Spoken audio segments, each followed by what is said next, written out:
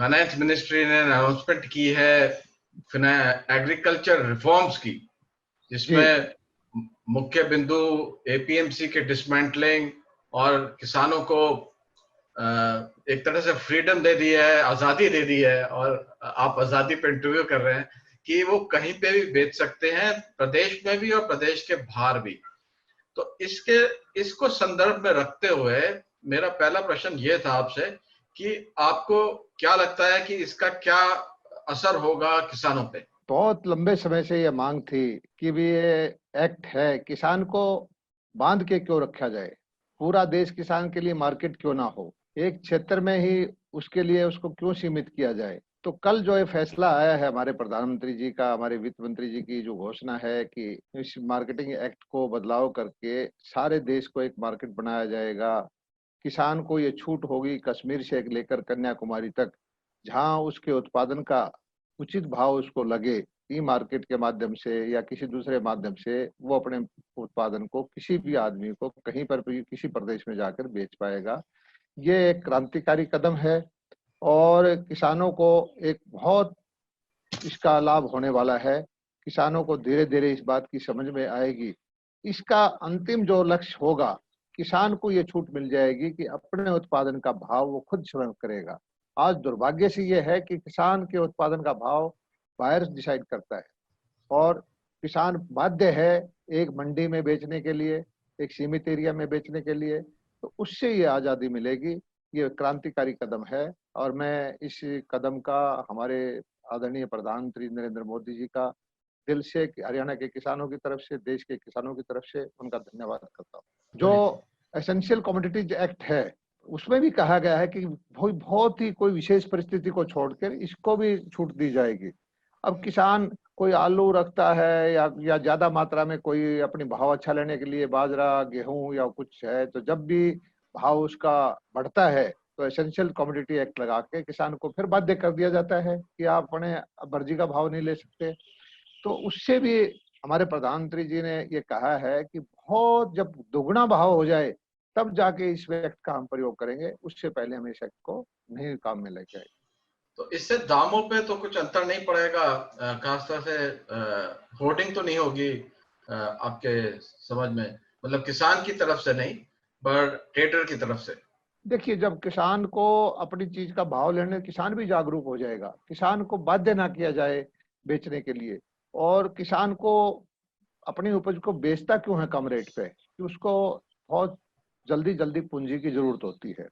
हमारे प्रधानमंत्री जी ने उसका भी समाधान साथ साथ लिया है कि 2 लाख करोड़ रुपए के नए क्रेडिट कार्ड बनवाए हैं। 2.5 करोड़ किसानों को इसका फायदा होगा। और धीरे धीरे साथ में ये भी कहा है कि जो छोटे पशुपालक हैं, छोटे भेड़ बकरी पालक हैं, वो भी ऐसी पशुपालन की इस क्रेडिट कार्ड की उसमें आ जाएगी। किसान को, मैं जहां तक, मैं खुद किसान हूँ, मैं समझता हूँ किसान को चाहिए क्या। किसान को जमीन उसकी उपजाऊ है, उसको पूंजी चाहिए कम ब्याज की। किसान का सैकड़ों हजारों सालों से शोषण होता आया है, उसको पूंजी जो मिलती है उसका ब्याज दे दे के वो कर्जे में दबा रहता है, कभी साहूकार उसको अपने चंगुल से बाहर नहीं निकलने देता। हमारे प्रधानमंत्री जी ने जो योजना लेके आई है उससे ये क्या हुआ कि 4% ब्याज पे उसको भरपूर मात्रा में उसको पूंजी मिली है। और किसान कोई डिफाल्टर, केसीसी का किसान कहीं डिफाल्टर नहीं है। मार्च के महीने में उसका पैसा वापस कर देता है। इस बार जो है लॉकडाउन की वजह से 3 महीने के हमें अलग से समय मिला। उसके किसान को अच्छा बीज चाहिए, सही रेट पे खाद चाहिए और जल चाहिए। हरियाणा के किसानों के बारे में विशेष तौर पर मैं जानता हूँ कि हमें जो फायदा प्रधानमंत्री जी ने इस बजट में दिया है कि हमारे यहाँ जल की थोड़ी समस्या है। तो ड्रिप इरिगेशन के लिए, माइक्रो इरिगेशन के लिए 85% हमारे पूरे प्रदेश में सब्सिडी होगी है। अच्छा खासा इसके लिए बजट की अलॉटमेंट है। और धीरे धीरे करके जल की व्यवस्था है, खाद और बीज की जो समस्या थी उसका समाधान किया है। उसके बाद जो है कि जोखिम से फ्री करना, इस जो हमारे प्रधानमंत्री जी ने फसल बीमा योजना लेके आए थे, इसका विपक्षी पार्टियों ने भरपूर विरोध किया। लेकिन मैं खासकर हरियाणा के किसानों की चीज देखता हूँ। 850 करोड़ रुपए हरियाणा के किसानों से पिछले 2-3 साल में फसल बीमा का प्रीमियम हमने लिया है। 2500 से ज्यादा करोड़ रुपया किसानों के अंदर बटा है। 850 करोड़ रुपया लिया, मान लीजिए 100 किसानों को, और जोखिम वाले किसान थे 25, उसको 3 गुना पैसा उनको लिया है कि किसान कर्जे में दोबारा ना दब जाए। तो ये फसल बीमा योजना भी हरियाणा के अंदर मैं कहता हूं कि विशेष तौर पे कामयाब रही। नेक्स्ट स्टेप आता है फिर उसको, किसान को मंडी चाहिए, भाव चाहिए। नराल जी, मैं एक प्रश्न और पूछना चाहता था, खासतौर से जो ये आपकी जो गेहूं की प्रोक्योरमेंट हुई है इस साल की, और मैं मंडियों में गया हूँ, 3-4 मंडियों में गया इस लॉकडाउन के दौरान भी। अभी तक जो आंकड़े आए हैं और जो ऑफिशियली डिक्लेयर हुए हैं आपके उस पे, उसमें ये कहा गया है कि 1500 करोड़ का पेमेंट हुआ है, तबकि जो पूरा ड्यूज है वो करीब आंकड़ों के हिसाब से 12,500 करोड़ है। तो इन दो आंकड़ों में अंतर क्यों है? कितना पैसा एक्चुअली गया है किसान के पास? मैं आपको सारे आंकड़े बता देना चाहता हूं कि इस बार चैलेंजिंग टाइम था और कोरोना का भी सोशल डिस्टेंसिंग का पालन करना था। हमने बाई इनविटेशन मंडियों के अंदर किसानों को बुलवाया, 4 गुना 3 गुना मंडियों की स्थापना की, गांव के खेल के ग्राउंड में, स्कूल में, स्टेडियम में हमने मंडियां चलाई, और मौसम ने भी हमारा पूरी परीक्षा ली है इस बार। तो इस वक्त कल तक हम लगभग 68 लाख मीट्रिक टन से ज्यादा हम गेहूं मंडियों में ले चुके हैं, और हमारा उसमें से 44 लाख के आसपास जो है वो गोदाम के अंदर पहुंच गया है। हमारी खरीद की प्रक्रिया, क्योंकि सारा प्रोसेस ऑनलाइन है, खरीद की प्रक्रिया को कंप्लीट हम जब मानते हैं कि गोदाम के अंदर गेहूं पहुंच जाए, रिसीट आ जाए कि हमारा जो एफसीआई के गोदाम में या वेयर हाउसिंग के गोदाम में, एफएड के गोदाम में गेहूं पहुंच गया, तो उस प्रक्रिया में इस बार थोड़ा सा 2-3-4 दिन का गैप आया है, क्योंकि लोडिंग और अनलोडिंग की जो स्पेशलाइज लेबर होती है, बोरी उठाने वाली लेबर आम आदमी नहीं उठा सकता, वो एक विशेष लेबर थी, वो चली गई, तो थोड़ा प्रोसेस हुआ, ट्रकों की लाइन लगी, और इसमें 4-5 दिन का मैं स्वीकार करता हूं कि गैप कहीं ना कहीं हमारे आया है। और 44 लाख का 1900 कुछ रुपए से भाव से देखोगे तो लगभग 8,000 रुपए करोड़, 8,000 करोड़ रुपए प्रक्रिया पूरी जिसकी होगी वो उनका ड्यूज बनता है। उसमें से कल 12,500 करोड़ बनता है, जो गेहूं जो गेहूं मंडी में आ गया, जो मंडी में आ गया, मंडी में आ गया, मंडी में क्या गेहूं आता है, एच फार्म करता है, आई फार्म करता है, जे फार्म करता है, आड़ती हमें परचेज का एजेंट, उसकी तुलाई होती है, उसकी नफाई होती है, उसका मॉइस्चर देखा जाता है, उसकी सफाई होती है, उसको बोरी में भर के गोदाम तक लाते हैं। हम प्रक्रिया को तब मानते हैं कि हमारे गोदाम में गेहूं आ गया।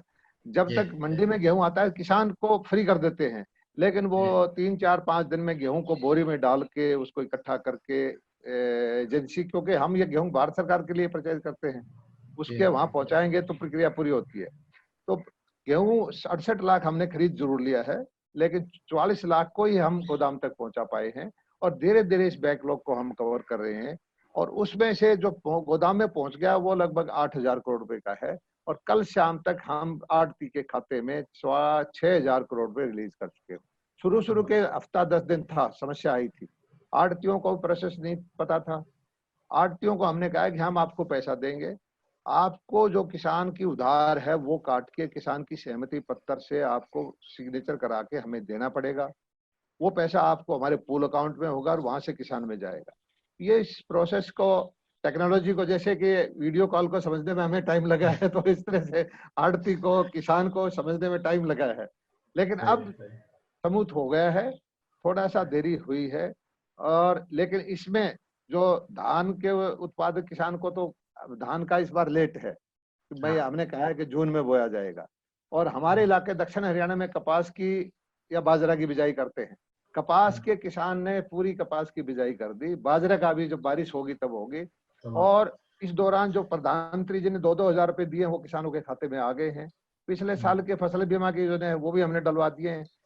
मैं तो खुद किसान, ये मोटा मोटी ये जो 6,000 करोड़ है, ये आप कह रहे हैं कि अगले 1 हफ्ते में, 2 हफ्ते में किसान के पास पहुंच जाएगा, क्योंकि बचे हुए 6,000 करोड़ रुपए आगे हैं, 6,000 करोड़ रुपए, और अगले अब हर दूसरे तीसरे दिन हम 1,000-1,500 करोड़ रुपए लगभग हर रोज ही हम उसके पुश कर रहे हैं। एक आपने भी एक ऑब्जर्वेशन की कि जो लेबर है उठाने वाली या काटने वाली, वो माइग्रेंट लेबर पूरे प्रदेश में करीब 8 लाख एग्रीकल्चर माइग्रेंट लेबर है, जो आप सरकार के आंकड़ों के हिसाब से रजिस्टर्ड है सरकार के पास, वो सारी लेबर वापस चली गई है। तो बुआई तो कुछ हद तक हो गई है, क्योंकि बुआई में ट्रैक्टर वैक्टर का इस्तेमाल हो जाता है, लेकिन जब कटाई का समय आएगा खरीफ की, तो आप जानते हैं कि इन लेबर की बहुत जरूरत पड़ेगी। तो उसके लिए सरकार अगले 3-6 महीने के लिए उन लेबर को वापस लाने के लिए क्या सोच रही है? देखिए साहब, किसानी के लिए स्पेशलाइज्ड लेबर है। एक तो सारी लेबर को ये ना मानिए कि सारी खेती का काम करते हैं। मंडी में जो काम करती है वो अलग लेबर है, गेहूं कटाई का काम करती है वो अलग लेबर है, सरसों कटाई का काम करती है, इवन यहाँ तक है कि जो राजस्थान की लेबर है वो सरसों कटाई करने में एक्सपर्ट है, और जो धान की रोपाई की काम करती है वो अलग लेबर है।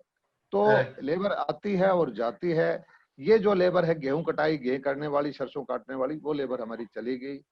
और अब जो हमें लेबर चाहिए वो लेबर उसको धान की रोपाई नहीं कर सकती, वो दूसरे वाले की लेबर है। हमें उम्मीद है कि वो दूसरी लेबर आएगी, नहीं तो जो है इसका सॉल्यूशन, जहाँ लेबर नहीं है तो वहाँ इसका सिर्फ मशीन है, मैकेनिकल काम करना पड़ेगा।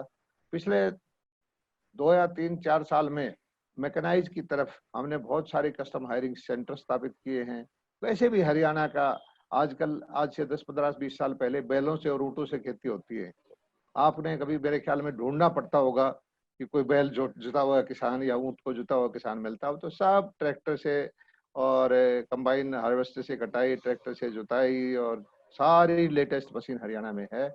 और धान बोने के लिए भी मशीन आ गई है, मक्का बोने के लिए भी सीडर आ गए हैं, तो ड्रायर भी ऐसे ऐसे मक्का सुखाने के लिए आ गए।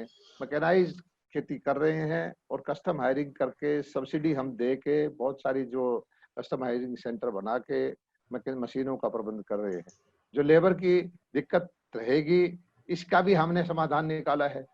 कुछ तो क्या हमारी समाधान पहले है? से ही इच्छा थी कि जी। हरियाणा के अंदर अत्यधिक दोहन की वजह से भूजल नीचे जाना शुरू हो गया, और सही मायने में देखा जाए तो हमारा धान के लिए हरियाणा का जो क्लाइमेट है, हरियाणा वो में जल की उपलब्ध है। उपलब्धता है, वो पर्याप्त नहीं है। तो कुछ तो किसान को लेबर की वजह से पहले से दिमाग बना हुआ है कि कुछ धान से डाइवर्ट हो जाए। साथ में हमने मीटिंग की, मुख्यमंत्री जी ने साइंटिस्ट से और दूसरे एचयू के, दूसरी यूनिवर्सिटी के साइंटिस्ट हैं, जो एक्सपर्ट लोग हैं, उनसे ये कहा कि भाई हमें बताइए कि धान को रिप्लेस किस चीज से हम करें। तो उसके उन्होंने बताया कि आप बागवानी पे जा सकते हैं, सब्जियों पे जा सकते हैं, मक्का पे जा सकते हैं, दालों पे जा सकते हैं, और बहुत कपास पे जा सकते हैं, और कहीं पर गन्ना पे भी जा सकते हैं। वो सारी चीजें जो पानी धान लेता है उसका 20%, 10%, 25%, 30% पानी जो है कंज्यूम करते हैं।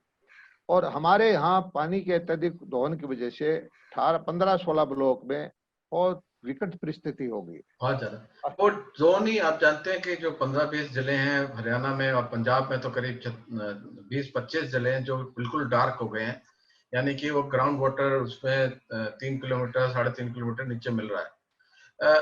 धान की क्योंकि धान एक एमएसपी पे लिंक्ड है और प्रोक्योरमेंट से लिंक्ड है, तो किसान उसको इसलिए भी उगाता है क्योंकि सरकार उसको खरीदती है।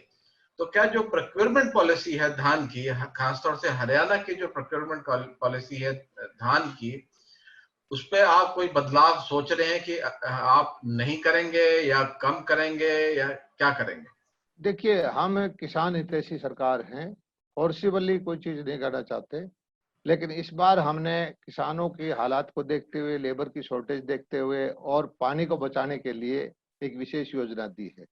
जिन ब्लॉक्स के अंदर गहरा पानी था और जहां धान लगाते हैं, उन ब्लॉक्स के लिए हमने अलग से स्कीम दी कि भाई किसानों से प्रार्थना करेंगे, हमारा विभाग उनकी जान प्रचार करेगा पंचायतों के माध्यम से, सोशल ऑर्गेनाइजेशन के माध्यम से, कि आप जो है इस बार आधा धान छोड़ दीजिए, धान के बदले में आप मक्का लगाइए, मक्का नहीं तो आप बागवानी करिए, आप कपास लगाइए।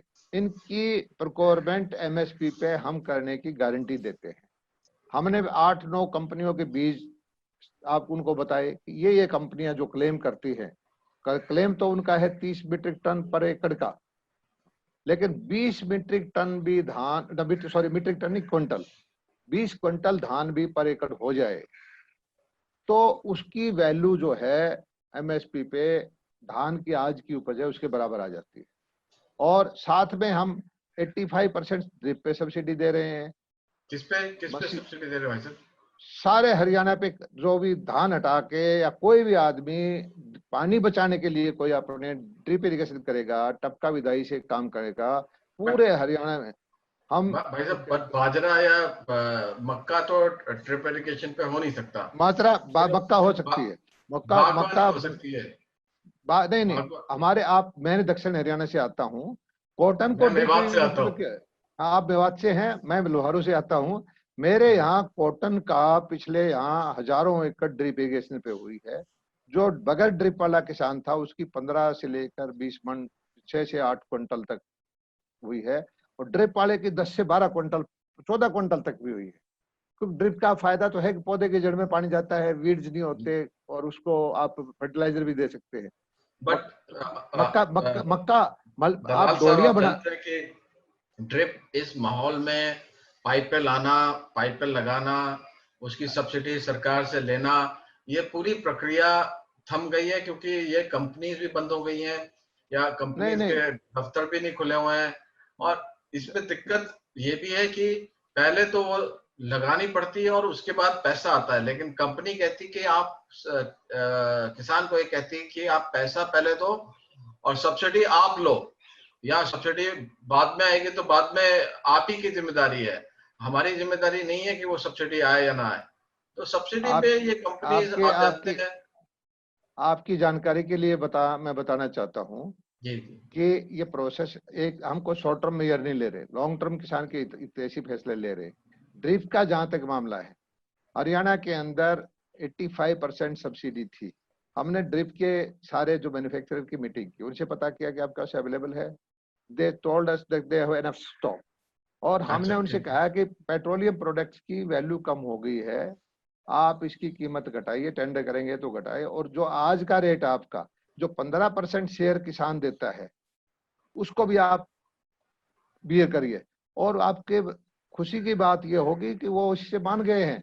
अरे वाह, ओके। 100% सब्सिडी, सिर्फ जीएसटी लगता है 12%, वो देकर हरियाणा के किसान ड्रिप इरिगेशन पे जा सकते हैं। इससे अच्छा और बताइए आप क्या कर सकते हैं।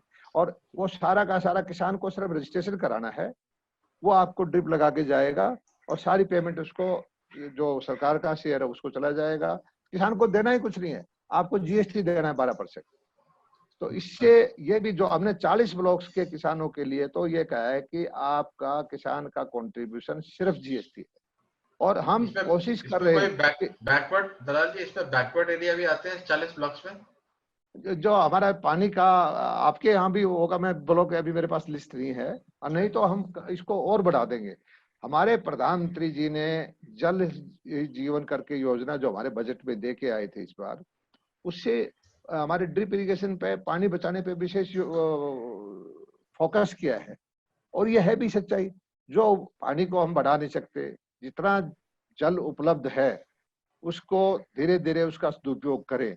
अब एक तरफ से हमारे पास पानी नहीं है, एक हम फ्लडिंग कर रहे हैं धान से, एक तरफ हमारा जो आपका मेवात का इलाका, रेवाड़ी का, महेंद्रगढ़ का, लोहारू, फतेहाबाद तक का सूखा पड़ा हुआ है, पानी 600-800 फुट चला गया है, मेवात में पानी कई जगह खत्म ही हो गया है।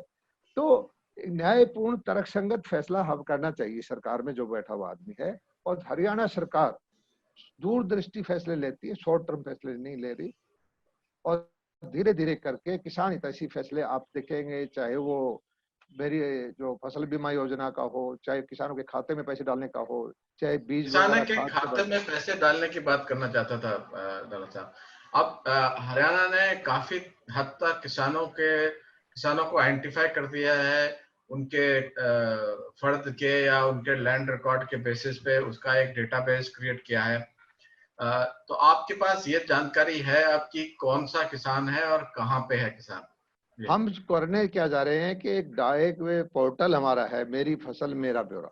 हम टोटल किसानों की मैपिंग करने जा रहे हैं। ये पोर्टल हमारा चालू है, ये मैंने देखा है 70-80% पोर्टल। चालू है। हाँ, और हम चाहते हैं कि हरियाणा का हर किसान का हमें पता हो कि 20 एकड़ का किसान है, 10 एकड़ का किसान है, इसकी क्या एग्रीकल्चर प्रैक्टिसेस हैं, कितना इसके पास पानी उपलब्ध है, कितने इसके परिवार में मेंबर हैं।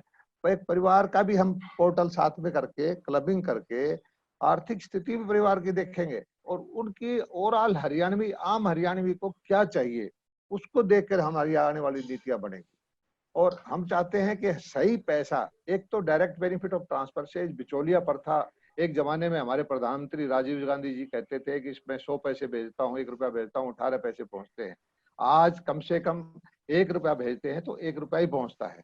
बीच के सारे बिचौलिए एक तरफ हो गए। अब ये है कि ये नीतियां बनाने प्रक्रिया की, दलाल साहब, यही प्रक्रिया जो डायरेक्ट ट्रांसफर की है, ये डायरेक्ट ट्रांसफर की प्रोक्योरमेंट के लिए, खासतौर से वीट प्रोक्योरमेंट के लिए आपके हिसाब से कब लागू हो सकती है और कैसे लागू हो सकती देखिए ये प्रोसेस तो हमने शुरू कर ही रखा है। इस बार भी हमने कोशिश की थी, लेकिन दुर्भाग्य ये है कि छोटी ओछी राजनीति करने के लिए बहुत सारी राजनीतिक पार्टियां है? आ वही गई। मैं उन्होंने कहा कि भड़का दिया, आड़तियों को खत्म कर रहे हैं, ये खत्म कर रहे हैं, किसानों को मार रहे हैं, जैसे जैसे अल्फाजी उनकी, हमारे विरोधी पार्टियों के अंदर वक्ता अच्छे हैं, भाषा का थोड़ा सा लफज उनके पास ज्यादा अच्छे आते हैं। हम गांव वाले बड़े सीधे साधे, सीधी भाषा है हमारी, और उनका मुकाबला शब्दों में नहीं कर सकते। लेकिन उन्होंने पूरी कोशिश की थी मंडियां फेल हो जाए, और आड़तियों से हमने उनकी बात सुनी, वो भी हमारे समाज का अंग है, व्यापारी भाई हैं, कि आप बताइए आपको कष्ट क्या है। उन्होंने कहा कि उनकी मांग पत्र में एक मांग तो ये थी कि जी आप जो है कोरोना हट जाए उसके 10 दिन बाद मंडी चलाना। मतलब सब किसान कहाँ जाएगा बेचारा। और विपक्षी पार्टियां उनकी मांगों का समर्थन करती रही कि ये ऐसा जुल्म किसान के साथ कैसे होगा। लेकिन मैं बताता हूं, हमारी नीति ये है कि किसान की उपज सरकार खरीदने वाली है, सरकार पैसा देने वाली है। किसान हाँ, सीधा अपने किसान, मैं कहता हूं कि हम कोशिश करेंगे कि ऐसा पोर्टल लेके आए, किसान रजिस्टर कर दे कि मुझे अपने जो है फसल को सीधा मैं चेक करके आपके हिसाब से गोदाम की जो आपकी रिक्वायरमेंट है 40 किलो, 45 किलो, 50 किलो की कट्टे की बोरी भर के मेरे घर से टेस्ट करा के अपने ट्रैक्टर से गोदाम में उतार के आ जाऊंगा और डायरेक्ट मेरे खाते में पैसे डाल दीजिए। मेरी कोशिश ये होगी कि इस योजना को हम जल्दी से जल्दी लागू करें। क्या नाम रखेंगे इस योजना का दलाल साहब? नाम तो अभी ये योजना अप्रूव नहीं हुई, ये एक विचार है और अच्छा। विचार अच्छा है। मुझे कष्ट एक चीज का है, आप एक देखिए, आप किसान हैं, आप फसल पैदा करते हैं, मैं सरकार हूं या कोई बड़ा व्यापारी हूं, मैं आपकी फसल खरीदता हूं, खरीदार मैं हूं, बेचने वाले आप हो, पैसा तीसरे आदमी को जाता है। जी। ये एक जो है कैसी विडंबना रही है, और हम यही इस चीज को दुरुस्त करना चाहते हैं। ये बहुत जरूरी है, क्योंकि जब तक ये बायर और सेलर, बेचने वाले में और खरीदने वाले में दूरी नहीं पड़ती, और इसी संदर्भ में मेरा अगला सवाल है, वो ये है कि आप जानते हैं कि भाजपा के मैनिफेस्टो में 2014 से ये है कि भाजपा की सरकार फार्मर्स मार्केट स्टैब्लिश करेगी, और फार्मर्स मार्केट हरियाणा ने कुछ इसमें पहले कार्यकाल में खट्टर जी के कुछ काम किया था, पर इस कार्यकाल में हमें फार्मर्स मार्केट या बैकवर्ड लॉजिस्टिक चेन, देखिए दो पार्ट है इस प्रश्न के।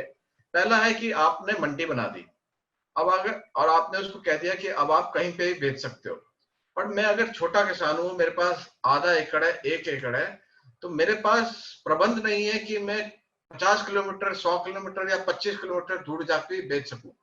ट्रैक्टर मैं तभी ले जा सकता हूं जब मेरी ट्रैक्टर पूरा भर जाए, उसमें मतलब 70-80 क्विंटल जब मेरे पास अनाज हो जाएगा, तभी ट्रैक्टर 10 या 15 किलोमीटर दूर ले जा सकता हूँ।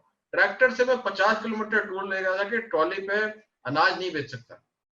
मतलब जो लॉजिस्टिक की प्रॉब्लम है, जो बेसिक इनके कंज्यूमर और किसान, खाने वाला और उगाने वाला, उसके बीच में जो प्रॉब्लम है, उसको फार्मर मार्केट से ब्रिज करने का प्लान था।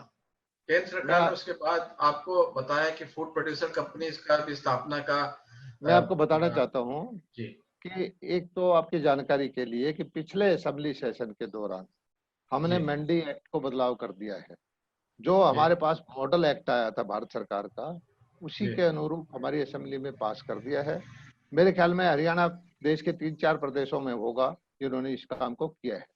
आज हम तो, मुझे सही जानकारी नहीं है, 12 हम चौथे 5वें पे होंगे और आगे होंगे बीच में, तो हमने उसको पास कर दिया है। और आज ये है कि कोई एफपीओ, कोई वेयर हाउस, कोई 10 आदमियों का फार्मर का कोई समूह कहीं पर भी किसी भी क्षेत्र में अपनी मार्केट एस्टेब्लिश कर सकता है, चाहे वो सब्जी की हो, चाहे वो फलों की हो, चाहे वो अनाज की हो। वो उसको छूट इस पैक्ट के द्वारा हमने दे दी है। और हरियाणा के अंदर लगभग 400 एफपीओ रजिस्टर हो चुकी हैं। 4 एफपीओ के प्रोजेक्ट को तो मैं खुद ही इनॉग्रेट करके आया हूँ।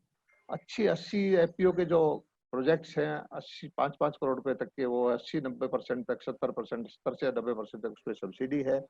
और ये एक क्रांतिकारी कदम हरियाणा में शुरू हो चुके हैं। अब हमने सारे जो बंधन थे किसान को खोल तो दिया है।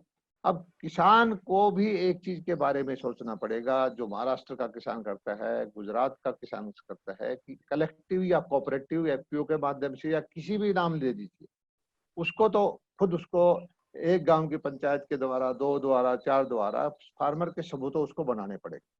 क्योंकि जो छोटी है, कोई 1 एकड़ का फार्मर है, 2 एकड़ का फार्मर है, ना उसकी बाइंग में, परचेजिंग में कोई उसकी बार्गेनिंग पावर रहती है, ना बेचते टाइम उसकी बार्गेनिंग पावर रहती है। तो उसको अपनी बार्गेनिंग पावर बढ़ाने के लिए बड़ा एग्रीकल्चर लैंड को क्लब करना पड़ेगा, ग्रुप बनाना पड़ेगा, और बेचने के लिए भी उसको करना पड़ेगा। हम किसानों के अंदर जाकर उनको प्रेरित कर रहे हैं कि आप इस तरफ आइए, चाहे वो कस्टम हायरिंग सेंटर करें, मशीन लें, सब्सिडी का फायदा लें, इकट्ठा होकर खेती करें, कोऑपरेटिव हो या किसी तरह से सोसाइटी बनाएं, या जो उनका जैसे भी करना चाहें। और उसी का ये आपने बताया था कि अपनी मंडी बनाएं। अगर हरियाणा की एक अच्छा जो ऑर्गेनिक फार्मिंग करने वाले हैं किसान हैं, 150 ग्रुप करके उनकी ऑर्गेनिक की एफपीओ अलग से बना लें, और गुड़गांव में बैठ के वो अपना प्रोडक्ट बेचने लग जाएं। आपको भी पता है, मुझे पता है, दिल्ली का बायर उसको 2 और 3 गुनी, 4 गुनी प्राइस देने को लिए तैयार है। तो इस तरह की मदद हम करने के लिए तैयार हैं। लेकिन ये धीरे धीरे जो पुराना सिस्टम है उसको बदलने में टाइम लगता है। किसान जब बदलता है, जब पड़ोसी उसको नकल करता है, पड़ोस में जब तक वो टेक्नोलॉजी, पड़ोस में जब तक कोई नई विधि, पड़ोस में जब तक कोई नया खाद बीज कुछ नहीं आ जाता, वो मानने को तैयार नहीं है। थोड़ा सा टाइम लेता है। लेकिन हरियाणा का किसान इस बारे में पूरा जागरूक है। आप देख सकते हो पिछली योजना सरकार में और इस सरकार के बाद, तो कांग्रेस की 5 साल की सरकार थी, उसके बाद 5-6 साल, 5.5 साल हमारी हुई, हमने 18%, 19% उत्पादन बढ़ाया है ओवरऑल प्रोडक्शन फसलों का। हमारी धरा तो वही है, साधन वही थे, मेहनत किसान ने की है, लेकिन हैंड होल्डिंग सरकार ने की है कि सही टाइम पे उसको पैसा मिले, सही टाइम पे उसको खाद मिले, सही अच्छे बीज मिल जाए, मार्केट अच्छी मिल जाए। चीनी का मैं आपको बताना चाहता हूँ, चीनी का उत्पादन हमने लगभग 46% बढ़ाया है। लैंड वो एरिया नहीं बढ़ाया। आपको मैं बताता हूँ, ये तो राजनीति की बात है कि 9.9%, 98 पॉइंट रिकवरी थी, एक उसको हमने 10.02 कर दिया। ओवरऑल 10%, वो 10% चीनी जाती कहाँ थी? सिर्फ पिलफ्रीज को रोक के या जो भी कुछ था उसमें चीनी को हमने इस तरह से उसका उत्पादन को बढ़ाया है।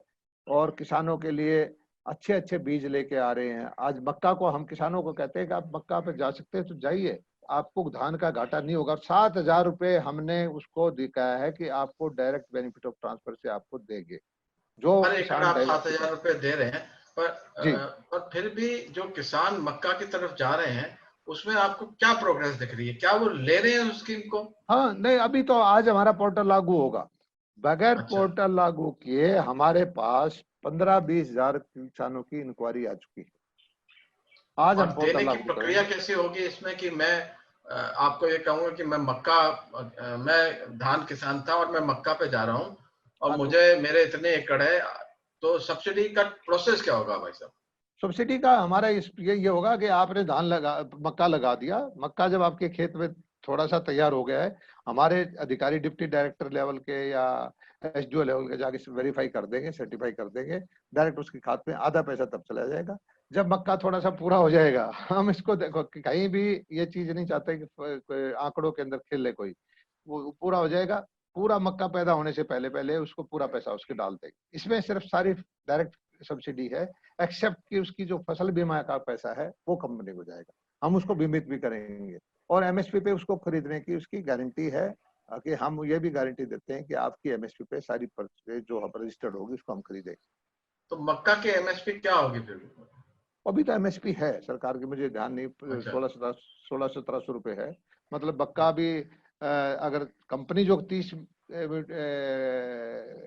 क्विंटल क्लेम करती है तो 50,000 का हो सकता है। दो मौसम में मक्का होता है, एक सर्दी वाला, वो तो हमने टेस्ट कर लिया कि वो जो कंपनी क्लेम करती है उतना प्रोडक्शन आता है। ये इस बारिश वाले मौसम में ये भी लार्ज स्केल पे टेस्ट पहला साल है। अगर 20 क्विंटल प्रति एकड़ मक्का हो जाए तो 34,000 रुपए का हो जाए, और उसमें खर्चा कम है, लेबर कम है, धान से के एट पार आ जाता है, 7,000 रुपए हमारे एक्स्ट्रा हो जाए। हमने बड़े गंभीरता से विषय को समझा है, गहराई तक गए हैं और वही काम करते जा रहे हैं जिसको किसान स्वीकार कर ले। और किसानों का मुझे पूरा भरोसा है, ये राजनीतिक आदमी कितना ही भड़काने की कोशिश करे, किसान आज हमारे प्रधानमंत्री जी नरेंद्र मोदी जी की नीतियों पर विश्वास करता है, हमारे मुख्यमंत्री जी मनोहर लाल जी पर विश्वास करता है, हरियाणा सरकार की नीतियों पर विश्वास करता है। और किसान को पता है कि किसान, हरियाणा सरकार ने उसको सूखे का पैसा है, 800 करोड़ रुपए कांग्रेस के टाइम में मिला था, हमने 2700-2800 करोड़ रुपए उसका दिया है। डायरेक्ट बेनिफिट ऑफ ट्रांसफर से अच्छा खासा उनके पास गया है। फसल बीमा का पैसा है, टाइम पे उसको जो जिसका नुकसान हुआ है किसान को कहीं नहीं जाना पड़ता, घर बैठे उसके खाते के अंदर पैसा जाता है। सब व्यवस्थाओं को, पानी बचाने के लिए हम उसको सब्सिडी जो ड्रिप के लिए पूरा जोर शोर से लगा के सब्सिडी दे रहे। हम कहते हैं कि पानी अगर आपने खत्म कर दिया, भूजल को खत्म कर दिया, आपके बच्चों के लिए क्या छोड़ के जाएंगे आप? इस चीज को किसान समझेगा, हमें भरोसा है। हम इसको किसान के साथ जाति नहीं करें, हम किसान अपने आने वाली पीढ़ी के ऊपर कभी अन्याय नहीं करेगा, अपने आप तो अन्याय नहीं करेगा। देखिए, हम खेती सबसे बड़ा सेक्टर है और किसान मतलब 50%, 60% लोग खेती पे निर्भर करते हैं। लिबरलाइजेशन 1990 में हुई बाकी सब सेक्टर की। कल प्रधानमंत्री में और फाइनेंस मिनिस्टर ने भी कुछ लिबरलाइजेशन अनाउंस की है खेती को लेके। बट आपके खेती से मतलब फार्मिंग, एग्रीकल्चर आखिरकार स्टेट का सब्जेक्ट है और स्टेट पे लिबरलाइजेशन होनी चाहिए और ईज ऑफ डूइंग फार्मिंग होनी चाहिए। बेसिकली जैसे हम ईज ऑफ डूइंग बिजनेस करते हैं तो ईज ऑफ डूइंग फार्मिंग होनी चाहिए। किसान खेती में घुस सके और किसान खेती से निकल भी सके, दोनों चीजें हैं इसमें। ये सब चीजें, और इसमें लैंड यूजेज का भी इशू आता है, लैंड सेल का भी इशू आता है। एक ही एसेट है किसान के पास, वो है लैंड, और लैंड का वो यूज चेंज नहीं कर सकता, वो किसान को ही बेच सकता है। तो एक तरह से अगर आप किसान को एक छोटा कारोबारी समझें तो उस कारोबारी के आसपास इतनी सारी जटिल कानून बंधे हुए हैं। तो जैसे अगर मैं कोई फैक्ट्री चला रहा हूं और मेरे पे ये कानून भी हो कि मैं किसको बेचूं, कितने में बेचूं, पैसा मेरे पास सरकार देगी लेकिन पैसा आएगा तीसरे आदमी से। मेरी जो फैक्ट्री है उसको अगर मैं बंद करना चाहूँ तो बंद नहीं कर सकता, बंद करके अगर बेचना चाहूँ तो बेच दूसरे फैक्ट्री वाले को ही सकता हूँ, फैक्ट्री पे ऑफिस नहीं बना सकता। तो ये सब जटिल चीजें किसान के संदर्भ में और बढ़ जाती है। आपका क्या विचार है कि किसान को एग्रीकल्चर को रिफॉर्म करने के लिए स्टेट और हरियाणा जैसे प्रोग्रेसिव स्टेट क्या कर सकते? देखिए, एक वक्त था जब ये सारे प्रतिबंध किसान पे थे, तब हमारे यहाँ पूरा अनाज पैदा नहीं होता था, हम इंपोर्ट भी करते थे, दालें इंपोर्ट करते थे, गेहूं भी एक वक्त तो अमेरिका से गेहूं इंपोर्ट करते थे। तब के वे धीरे धीरे करके उस परिस्थिति में ये कानून लगाए होंगे वहां के उस वक्त के जो सरकारों ने। लेकिन आजकल तो सारी हालात बदल चुकी है, आजकल तो इशू प्रॉब्लम ऑफ प्लेंटी है। हम मोटे तौर पे ज्यादातर चीजों का उत्पादन हमारे देश की जरूरतों से ज्यादा कर सकते हैं। इस वक्त तो हमारी नीति एकदम से दूसरी तरह की होनी चाहिए कि दुनिया का पेट हम कैसे भरे, हम दुनिया में कंपिटिटिव कैसे हों। तो और उसके लिए हम किसान को जो आजकल जो पैकेज दिया है कि फार्म गेट पे जो 1 लाख करोड़ रुपए का पैकेज दिया हमारे प्रधानमंत्री जी ने, अगर ये सही तौर पे लागू हो जाता है कि भाई जो छोटे छोटे किसान हैं वो 10, 20, 50 एकड़ के क्लब करके वो कोई छोटा सा प्रोसेसिंग प्लांट वहां पे उस पे लगा लें, कुछ वैल्यू एडिशन कर लें, किसान का बच्चा शहर की तरफ ना जाए, उसका रोजगार वहीं पर उसको उपलब्ध हो जाए, दूध का कोई चीज वहां कर लें या मछली पालन का चीज वहां कर लें। तो ये मैं समझता हूँ भारत सरकार ने अपना काम कर दिया, अब प्रदेश सरकारों का काम है कि उस पैसे का सही जो है नीतियां बनाकर किसान के उस तक पहुंचाए। दूसरा सबसे बड़ा इशू है लैंड होल्डिंग का, लैंड सीलिंग एक्ट का। छोटी छोटी, अब इसमें दोनों पहलू हैं कि कहीं ऐसा भी ना हो कि छोटे छोटे किसानों का बिल्कुल ही करके बड़े जो पैसे वाले लोग हैं उसकी जमीन को ही ना इकट्ठा कर ले जाएं। लेकिन कोई ऐसी नीति हमें सोच समझ करके बनानी चाहिए कि लैंड क्लबिंग जरूर हो जाए, ओनरशिप किसान के पास रहे, उसको रॉयल्टी भी मिले, कुछ और चीज लैंड मिले, उसकी पूलिंग। मिनिमम गारंटी मिले। और लेकिन उस ये है कि हमारी जो सही उसकी वैल्यू, जो बार्गेनिंग पावर तब होगी जब हमारी लैंड होल्डिंग बड़ी होगी, 200 एकड़, 500 एकड़, 1000 एकड़ की जो लैंड होल्डिंग होगी, तो हमारी 10% तो जब हम खाद बीज या पेस्टिसाइड खरीद के लाते हैं या इनपुट खरीद के लाते हैं तो हमारी बार्गेनिंग पावर बढ़ जाएगी। और इसी तरह एफपीओ का एक कंसेप्ट आया है, ये अच्छा है, लेकिन एफपीओ के आगे भी हमें सोचना पड़ेगा कि जो जैसे देश की, हर प्रदेश की अपनी अलग संस्कृति है। हम तो जैसा सिस्टम हरियाणा में कोऑपरेटिव इतना मजबूत नहीं, कागज में इतना मजबूत है, सच्चाई में इतना मजबूत नहीं है। तो हम जो चीज संभव हो सकती है वो हमें करना चाहिए। और उसका यही है कि किसानों की लैंड क्लबिंग करके, बड़ी लैंड होल्डिंग देके उसको कलेक्टिव, कोऑपरेटिव या कोई भी नाम दीजिए, उस ढंग से उसकी बार्गेनिंग पावर परचेजिंग में बढ़ाएं, बार्गेनिंग पावर उसकी सेलिंग के टाइम बढ़ाएं। तो इससे जो है मुझे लगता है कि एकदम से किसान की जो आमदनी है 20-25% बढ़ सकती है। तो 10-15% खरीदते टाइम बढ़ेगी, 10-15% उसकी बेचते टाइम बढ़ेगी। और जो ये प्रधानमंत्री जी ने जो इस टाइम हमें पैकेज दिया है, ये कुछ छोटा काम नहीं है। 1 लाख करोड़ रुपए अगर से ये सही पूरा प्रयोग सही किसान के फार्म पे, एंड पे, फार्म के गेट पे कोई प्रोसेसिंग यूनिट, कोई छोटी छोटी चीज कुछ न कुछ उसमें करके उसकी वैल्यू एडिशन हो जाएगी। तो और ये चीजें प्रोडक्ट करना अब हमें डोमेस्टिक मार्केट के लिए नहीं है, हमें इंटरनेशनल मार्केट के प्रोडक्ट को compete करना चाहिए। और उसका हमारे किसानों के बच्चे आजकल पढ़े लिखे हैं, टेक्नोलॉजी का इस्तेमाल करते हैं, वो सारी दुनिया की उनको जानकारी है, कहाँ पर किस चीज की जरूरत है, कहाँ पर क्या टेक्नोलॉजी है। आज सारी दुनिया जुड़ी हुई है, पुराने जमाने चले गए। तो वो बच्चे अपने आप एंटरप्राइजिंग हैं, एंटरप्रेन्योर बनेंगे और कुछ ना कुछ स्टार्टअप करेंगे। और हमारा जो है ये पलायन रोकना जो एक विषय है कि गांव का बच्चा शहर की तरफ भागता है, शहरों में समस्याएं पैदा हो रही हैं, रोजगार है नहीं। तो गांव में हमने, हमारे प्रधानमंत्री जी ने अच्छा काम किया है कि गांव गांव में बिजली देने, गांव गांव में नेटवर्क से जोड़ना, गांव गांव के सड़कें जोड़ना, नहरों का पानी पहुंचाना है। ये काम आज से 60-70 साल पहले हो जाना चाहिए था। लेकिन अभी भी जो ये मुद्दा उठाया है, ये सही नीति पे चल रहे हैं और इस नीति का परिणाम थोड़ा सा धीरे आएगा लेकिन 100% आएगा। किसान की हालत सुधरेगी और हरियाणा का या प्रदेश का किसान अगर उसकी आमदनी बढ़ती है, अभी का आप देखिए लॉकडाउन के टाइम में मैं कहता हूँ कि सारे काम धंधे बंद थे, फैक्ट्रियां बंद थी, हवाई जहाज बंद थे, मॉल बंद थे, सिनेमा बंद थे, कॉलेज बंद थे, स्कूल। एक काम था जो खेती बाड़ी का, हमारे प्रधानमंत्री जी ने लॉकडाउन से फ्री कर दिया, चलता रहा। और मेहनत करके बगैर लेबर होते हुए हरियाणा के किसान, छोटा सा हरियाणा, हरियाणा का एरिया देश के अंदर बहुत थोड़ा है, 22, मैं मेरा अंदाजा लगा रहा हूँ कि 22,000 करोड़ रुपया किसानों के खाते में, जो उसने लगभग 100 लाख मीट्रिक टन के आसपास गेहूं आ जाएगा, सरसों आ जाएगा, 7-8 लाख मीट्रिक टन सरसों है, फिर चना है और चीजें हैं।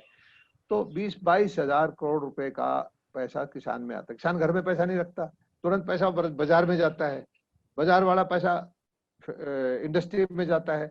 तो हमारी इकोनॉमी का पहिया जो और जगह से रुक गया था, मैं तो नमन करता हूँ, श्रद्धा से पुष्प से ही कहता हूँ कि इस वक्त हिंदुस्तान की इकोनॉमी को किसी ने बचाया है तो देश का किसान है। उसमें आज में जो इकोनॉमी चल रही है, देश के किसान के पसीने की उसमें सुगंध है।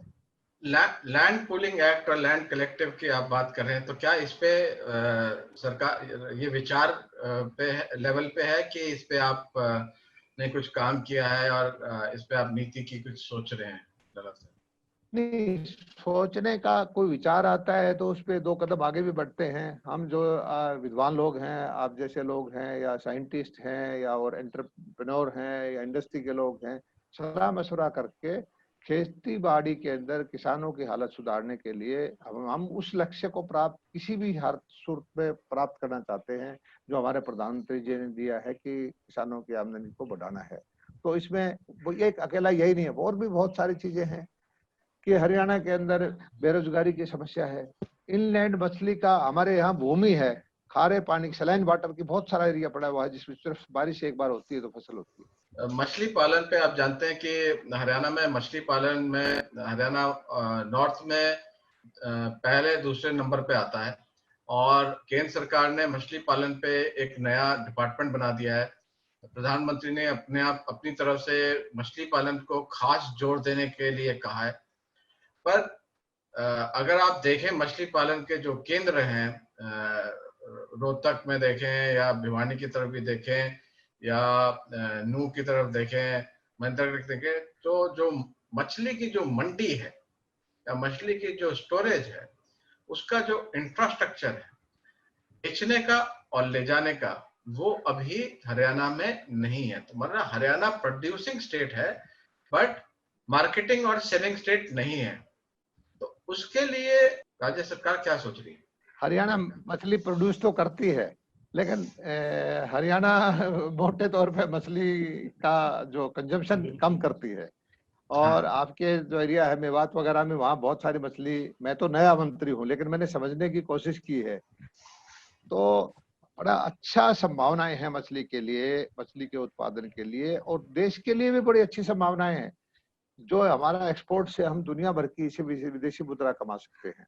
अभी नया नया शुरू किया, आपने सही कहा कि जो बेच की प्रोसेसिंग की चेन है और ट्रांसपोर्टेशन की चेन है, मंडी तक ले जाने की चेन अच्छी तरह नहीं बनी है। लेकिन ये काम जो है, मैं समझता हूँ कि हम हैंड होल्डिंग करेंगे, कोई प्राइवेट एंटरप्रेन्योर आए, सारे काम सरकार नहीं कर सकते। हमारा सरकारों के काम करने का तजर्बा ज्यादा अच्छा नहीं है भूतकाल में, और लेकिन उसको लिए हम कुछ ना कुछ अच्छी स्कीम बनाएंगे कि भाई आप जो है प्रोसेसिंग के प्लांट लगाइए, आपको अपने रेफ्रिजरेटेड वैन लीजिए, आप उसको कैसे कहाँ से मंडी तक ले जाने का काम करिए, और उसको इवन एक्सपोर्ट के लिए भी उसकी सर्टिफिकेशन करेंगे। हम कोशिश करेंगे कि सीड भी हमारे यहाँ तैयार हों, जो अब आज हमारे यहाँ सीड तैयार नहीं होते, साउथ से लेके आते हैं।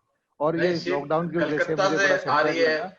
और इस बार तो आप जानते हैं कि फ्लाइट्स नहीं उड़ रही हैं, तो इस बार सीड ही नहीं आई है कलकत्ता से, खास तौर से घास मछली है या भिटकी है या मुझे मुझे दुख है इस बात का कि जो मेरा सपना था कि मैं एकदम मछली को क्वांटम जंप दूंगा, वो नहीं कर पा रहा हूँ। लेकिन ये एक साल कोई जीवन में बहुत बड़ी चीज नहीं, अगले साल देखो। लेकिन मैंने आते ही वाह को कहा था कि पिछली बार आपने कितने फार्म बनाए, उन्होंने कहा दी 800। मैंने कहा मुझे 2000 फार्म चाहिए, 2000 बच्चे, एक फार्म पे 3-4 बच्चे हों, 7-8 हजार बच्चों को रोजगार होगा, छोटे छोटे 10-10 लाख के लोन है।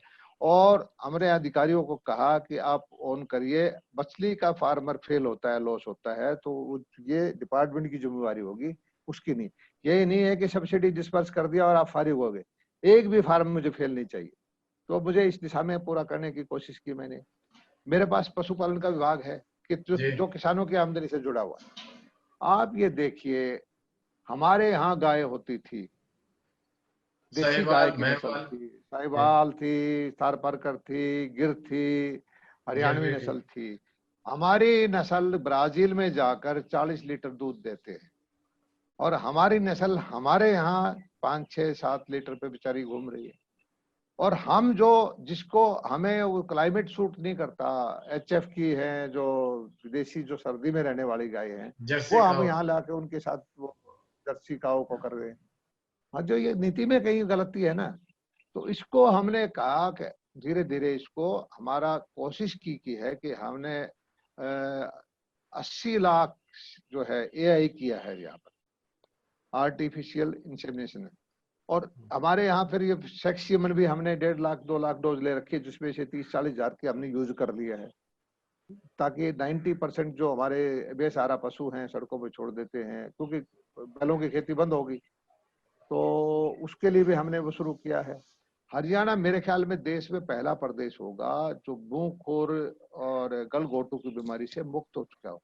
आपको जानकारी होगी, आप मेरे ख्याल में ये अभी जो मैं प्रधानमंत्री जी ने जिसके लिए जो वो कहा है कि भाई ये सारे देश के अंदर कल परसों के पैकेज में था 13-14 हजार करोड़ रुपए रखे हैं ये उसके लिए, वैक्सीनेशन के लिए, हरियाणा कर चुका है। जी, और इस लॉकडाउन के अंदर भी लेकिन हमने हाँ, आपने एक चीज सही कही कि हरियाणा 4-5 बहुत बड़ी गाय की नस्ल है जिसके लिए जाना जाता था, लेकिन वो नस्लें अब खत्म हो रही हैं और वो ब्राजील में ज्यादा चल रही हैं। हरियाणा में उनका ना तो वो महंगी मिलती हैं या मिलती नहीं है। कुछ ही जगह है, आप जानते हैं कि सिर्फ NDRI के पास वो नस्लें हैं। किसानों ने वो नस्लें रखनी बंद कर दी है क्योंकि उनका आउटपुट मतलब 4-5 लीटर से ज्यादा 8 या 9 लीटर मिलता है। दाम भी उसका जबकि A2 मिल्क का दाम शहरों में 80 रुपए 90 रुपए पहुंच गया है, लेकिन उन नस्लों और इन नस्लों का दूध A2 है। फिर भी उनको गांव में दाम सिर्फ 20-22-25 रुपए मिलता है। तो ये जो इसमें कई चीजें हैं और मुझे अच्छा लगा कि आप ये कह रहे हैं कि सरकार ही सब कुछ नहीं करेगी, इसमें एंटरप्रेन्योर या बिजनेसमैन को भी आगे आना पड़ेगा और नीतियों को सजेस्ट करना पड़ेगा, बनाना पड़ेगा। सेंटर ऑफ सिविल सोसाइटी आप जैसे जानते हैं वो इन्हीं नीतियों पर काम करता है, केंद्र सरकार के साथ भी और राज्य सरकारों के साथ भी।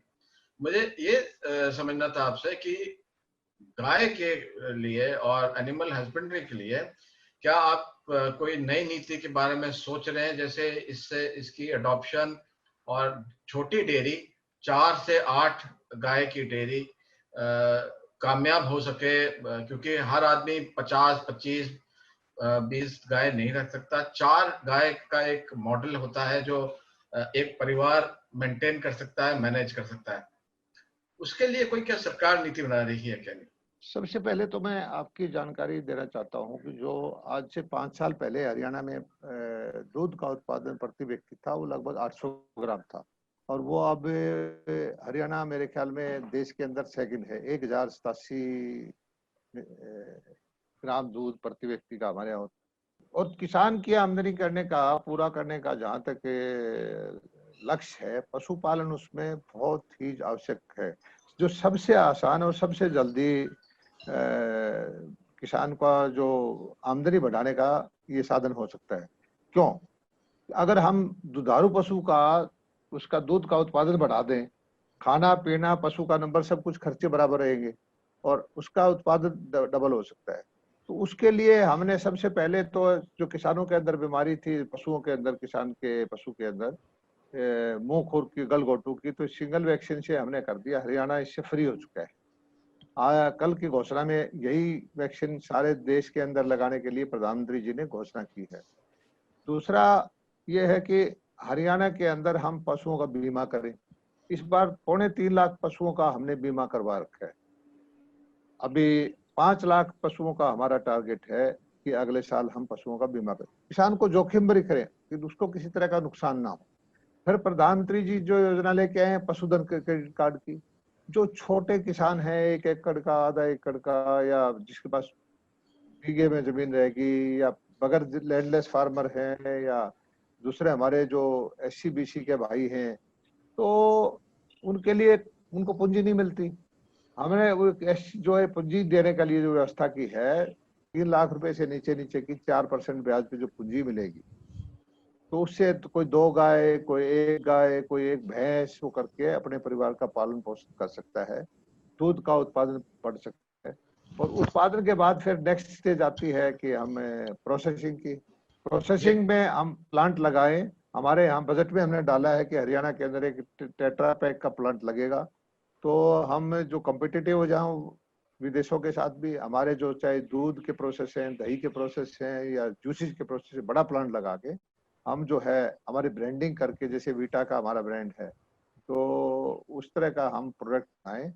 और धीरे धीरे करके जो पशुपालन से, जितनी पशुपालन और मछली पालन से जितनी जल्दी किसान की आमदनी बढ़ सकती है, इतनी जल्दी और किसी से नहीं बढ़ सकती। या जी तो हम क्रॉप डाइवर्सिफाई करें, सब्जियों की तरफ जाएं, बागवानी की तरफ जाएं, या फिर दूध का उत्पादन बढ़ाएं, तो उसके लिए उसकी प्रोडक्टिविटी बढ़ाएं, नस्ल अच्छी लेके उसको इम्प्रूव करें तुरंत। तो इस इम्प्रूव करने में भी हरियाणा का विशेष योगदान है। हम एआई की बहुत सारी मात्रा करते हैं, पशुओं के एक्सटेंशन एक्टिविटी करते हैं, मेले जो अच्छे दुधारू पशु हैं उनको इनाम देते हैं। और अब जो बेरोजगार बच्चे हैं उनको हम आकर्षित कर रहे हैं कि जो सलाइन वाटर जो हमारे जमीन है वहां पर जो मछली पालन का काम करिए। तो इस तरह मंडियों का जो हमारा है हरियाणा का, मेरे ख्याल में देश में सबसे अच्छे प्रांतों में से एक है जो मंडियों का जाल हमारा है। और हम कन्नौर के अंदर एक अंतर्राष्ट्रीय स्तर की मंडी जो 550 एकड़ में बनाने जा रहे हैं, जो आज तक हिंदुस्तान में इतनी बड़ी मंडी नहीं होगी। गुड़गांव के अंदर हम फूलों की मंडी की कोशिश है, सोनीपत में हमारी मसाला मंडी की कोशिश है। दलाल जी, ये मंडियां सरकार को बनानी चाहिए कि ये मंडियां बिजनेस को बनानी चाहिए? नहीं, हम इंफ्रास्ट्रक्चर उपलब्ध कराएंगे, बेसिक सड़क सी और डरके मंडी बनाएंगे, उसमें हम उसको प्लॉट देंगे कि आप एक एकड़ का प्लॉट लीजिए प्राइवेट, आप कोल्ड स्टोरेज लगा लीजिए, आप प्रोसेसिंग हाउस लगा दीजिए। जो मेन काम हम करके फिर इसको जो प्राइवेट है उसको रोपिन करते हैं। अगर कोई प्राइवेट भी अगर हमारे कंपटीशन में आना चाहता है तो आइए, स्वागत है। लेकिन इसको भी हम सेमी गवर्नमेंट सेमी प्राइवेट करके इस मॉडल पे हम मंडियां बना रहे हैं कि हमने 550 एकड़ में गन्नौर की मंडी बना रहे हैं, तो उसके अंदर हम बहुत सारे प्लॉट देंगे कि आप कोल्ड स्टोरेज लगा लीजिए। इस पे वो कोल्ड स्टोरेज हम लैंड दे देंगे, आप प्राइवेट आदमी लगाएगा। प्रोसेसिंग हाउस के लिए हम उसको लैंड दे देंगे, आप प्राइवेट आदमी लगा लेगा। हम उसके अंदर 5 स्टार का होटल भी ऑप्शन करेंगे, हम उसके अंदर कोई सराय भी बनाएंगे। वो आदमी वहां पर उस स्टेज में हम उसको प्राइवेटाइज धीरे कर देंगे, मेन इंफ्रा हम तैयार कर दें। और इसको कोई प्राइवेट भी करना चाहता है तो उसके लिए भी हमने एक्सपेरिमेंट कर दिया, तो स्वागत है, कोई भी आदमी करिए। बहुत बहुत धन्यवाद दलाल जी, आपने हमको बताया, बड़े विस्तार से बताया कि क्या क्या हो सकता है और क्या क्या कर सकते हैं।